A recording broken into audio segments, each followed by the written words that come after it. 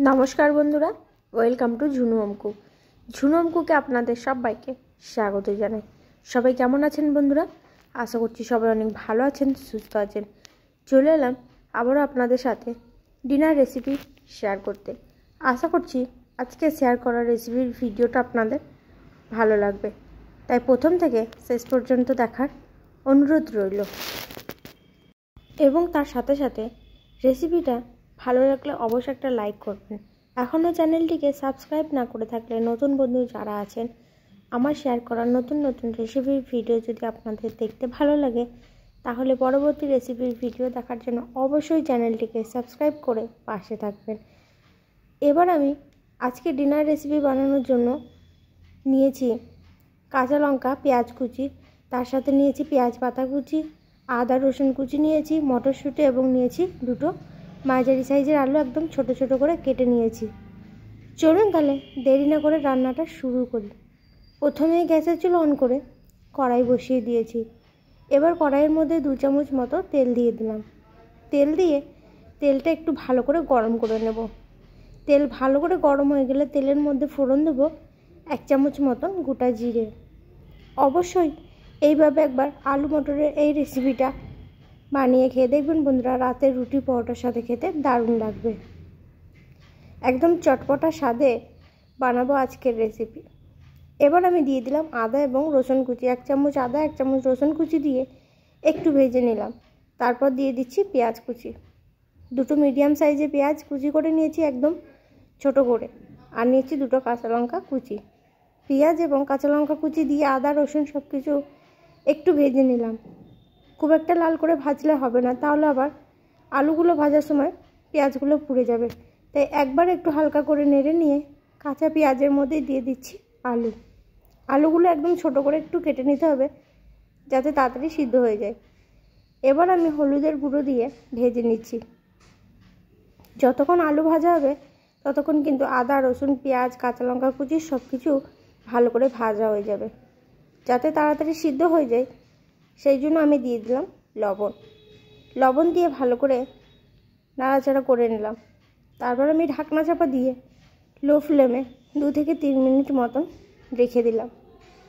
এইভাবে ঢাকনা চাপা দিয়ে এবং ঢাকনা খুলে আলু প্রায় 60 থেকে 70% সিদ্ধ করে নেব।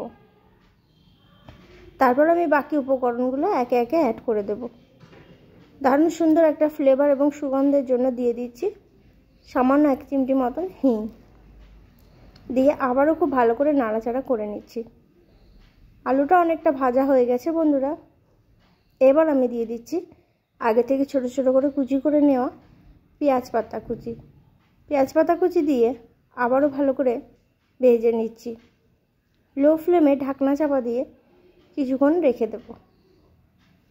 একদম লো ফ্লেমে রান্নাটা করছি। ঢাকনা খুলে এবং ঢাকনা দিয়ে ভালো করে নেড়ে চেড়ে ভেজে নিলে আলু কিন্তু বেশিরভাগ সিদ্ধ হয়ে যাবে। আলু বেশিরভাগ সিদ্ধ করে নেওয়ার পর প্রায় 60 থেকে 70% আলু সিদ্ধ করার পর তারপর দিয়ে দিতে হবে ছাড়িয়ে নেওয়া মটরশুঁটি বা কড়াইশুঁটি দিয়ে খুব ভালো করে আবারও আমি আলুর সাথে মিশিয়ে নেড়ে নিচ্ছি। তারপর আমি একে একে গুঁড়ো মশলাগুলো অ্যাড করে দেবো। মটরশুঁটির পরিমাণ প্রায় 2.5 কাপ মতন আছে। এবার দিয়ে দিলাম সামান্য পরিমাণে হলুদের গুঁড়ো, ধনিয়ার গুঁড়ো, জিরে গুঁড়ো এবং 1/2 চামচেরও কম লঙ্কার গুঁড়ো। তারপর দিয়ে দিচ্ছি স্বাদ অনুযায়ী লবণ দিয়ে দিলাম। লবণ আমি এর আগেও দিয়েছিলাম। আর সবার শেষে দিয়ে দিলাম কাসুরি মেথি। একটু আমি ভেজে নিয়েছিলাম শুকনো খোলায়, তারপরে গুঁড়ো করে দিয়ে দিলাম। যদি হাতের কাছে থাকে অবশ্যই দিয়ে নেবেন। এবার সব কিছু উপকরণ মিশিয়ে নাড়াচাড়া করে ঢাকনা চাপা দিয়ে লো ফ্লেমে কিছুক্ষণ রেখে দিয়েছিলাম। তাহলে কিন্তু মশলাটা খুব সুন্দরভাবে কষানো হয়ে যাবে এবং মশলা থেকে কাঁচা গন্ধ চলে যাবে। তাছাড়াও আলু মটরও সিদ্ধ হয়ে যাবে। এইভাবে 7-8 মিনিট মতন ঢাকনা দিয়ে এবং ঢাকনা খুলে আমি নাড়াচাড়া করে ভেজে নিয়েছি লো ফ্লেমে। এবার কিন্তু দেখুন আলু মটর সব কিছু সিদ্ধ হয়ে গেছে আর মশলাও খুব সুন্দরভাবে কষানো হয়ে গেছে। সবার শেষে আমি দিয়ে দিচ্ছি আমচুর পাউডার। এই যে এখানে 1 চামচ মতন আমচুর পাউডার নিয়েছি, দিয়ে দিলাম। তার সাথে দিয়ে দিচ্ছি গরম মশলা এবং সামান্য ধনেপাতা কুচি। তারপর আবারও খুব ভালো করে মিশিয়ে নেব। তারপরে গ্যাসের ফ্লেমটা বন্ধ করে দেবো। আশা করছি বন্ধুরা আজকে শেয়ার করার শীতের সবজি, নতুন আলু, পেঁয়াজ পাতা এবং মটরশুঁটি দিয়ে এই রেসিপির ভিডিওটা আপনাদের ভালো লেগেছে। একদম চটপটা স্বাদের কিন্তু হবে, আর রুটি পরোটার সাথে খেতে রাতে দারুণ লাগবে। তাই রেসিপির ভিডিওটা ভালো লাগলে অবশ্যই একটা লাইক করবেন বন্ধুরা।